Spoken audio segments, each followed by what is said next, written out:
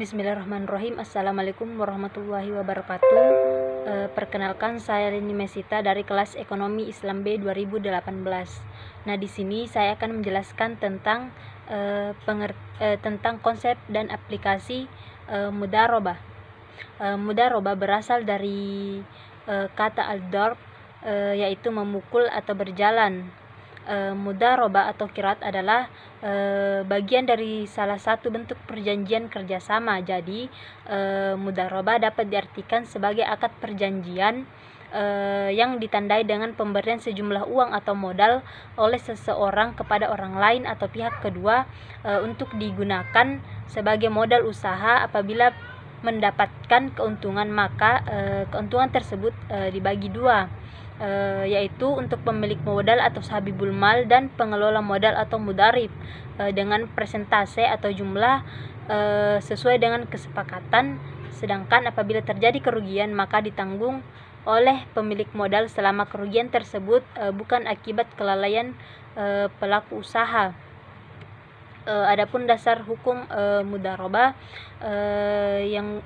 yaitu dalam Quran surah Al-Muzammil ayat 20, yang artinya dan orang-orang yang berjalan di muka bumi mencari sebagian karunia Allah. Adapun hadis riwayat Ibnu Majah dari Suhaib radhiyallahu anhu, yang artinya bahwasanya Rasulullah Shallallahu alaihi wasallam bersabda, ada 3 hal yang di dalamnya berisi keberkahan, yaitu jual beli dengan kontan, menyaratkan permodalan, dan mencampur gandum dengan syair untuk keperluan rumah tangga, bukan untuk dijual. Menurut ulama Syafi'iyah ada 5 rukun mudharabah, yaitu yang pertama al-aqidain, yaitu 2 orang yang melakukan perjanjian. Kedua, mal, yaitu saham atau modal. Ketiga, amal, yaitu usaha yang dikelola. Keempat, al-ribhu, yaitu laba atau keuntungan. Yang kelima, sikhat, yaitu pernyataan ijab dan qabul. Adapun syarat-syarat murabahah terbagi 3. Yang pertama, terkait kedua pihak yang berakad, yaitu pemilik modal, sahabibul mal atau pengelola modal atau mudharib, harus cakap bertindak dan cakap hukum, berakal dan balik, tidak disyaratkan harus muslim atau beragama Islam. Kedua, terkait modal. Yang pertama, modal harus berupa uang yang berlaku di masyarakat. Kedua, nominal jumlah dan nilai uang harus jelas. Yang ketiga, modal harus uang cash atau bukan piutang. Yang keempat, modal harus tersedia atau disertakan pada saat akad. Yang kelima, modal harus diserahkan oleh sahibul mal kepada mudharib. Ketiga, terkait keuntungan atau laba. Yang pertama, jumlah keuntungan dan proporsi pembagiannya harus jelas. Kedua, jumlah pembagiannya berdasarkan keuntungan, tidak termasuk modal. Yang ketiga, keuntungan dibagi berdasarkan persentase, misalnya 50/50 atau 60/40 dan sebagainya. Adapun jenis-jenis mudharabah. Mudharabah terbagi 2. Yang pertama, mudharabah mutlaqah, yaitu pengelola modal diberi keleluasaan dalam pengelolaan dan menjalankan modal, misalnya keleluasaan dalam menentukan jenis usaha, lokasi usaha, dan tujuan usaha. Kedua, mudharabah muqayyadah, yaitu pemilik modal sudah menentukan usaha yang harus dijalankan oleh pengelola modal. Oleh karena itu, pengelola modal harus menjalankan usaha sesuai dengan kesepakatan dengan pemilik modal saat akad.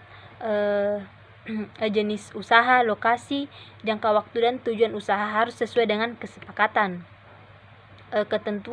Adapun ketentuan dalam akad mudharabah, yang pertama, akad mudharabah mutlaqah, mudharib, pengelola modal tidak diperbolehkan melakukan tindakan yang keluar dari ketentuan syara. Kedua, pada akad mudharabah muqayyadah, mudharib tidak boleh menjalankan usaha di luar usaha yang telah ditentukan oleh sahibul mal atau pemilik modal. Yang ketiga, mudharib diperbolehkan mengambil atau berutang dengan menggunakan modal untuk pengeluaran lain tanpa seizin sahibul mal.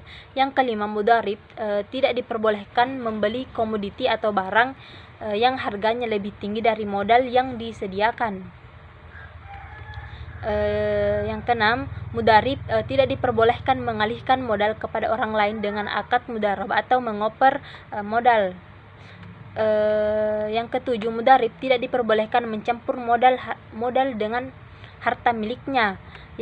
Yang kedelapan, mudarib melakukan usaha sebagaimana mestinya sesuai dengan perjanjian. Adapun aplikasi mudarabah, yang pertama pembiayaan modal kerja, modal bagi perusahaan yang bergerak dalam bidang industri, perdagangan dan jasa. Kedua, pembiayaan investasi untuk pengadaan barang-barang modal aktiva tetap seperti tanah, gedung dan lain-lain.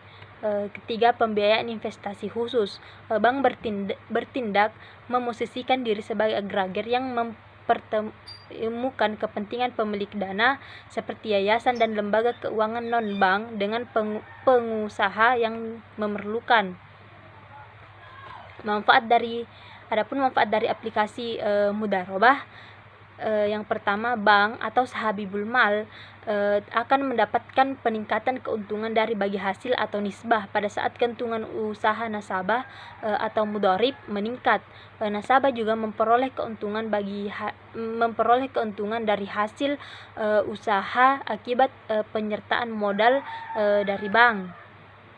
Kedua, pengembalian pokok pembiayaan disesuaikan dengan cash flow atau arus kas usaha mudarib sehingga tidak memberatkan nasabah atau mudarib. Yang ketiga, prinsip bagi hasil atau nisbah dalam mudarabah berbeda dengan prinsip bunga tetap karena bank akan menagih penerima pembiayaan atau nasabah atau mudarib suatu jumlah bunga tetap atau flat beberapa pun keuntungan yang dihasilkan sekalipun merugi dan terjadi krisis ekonomi.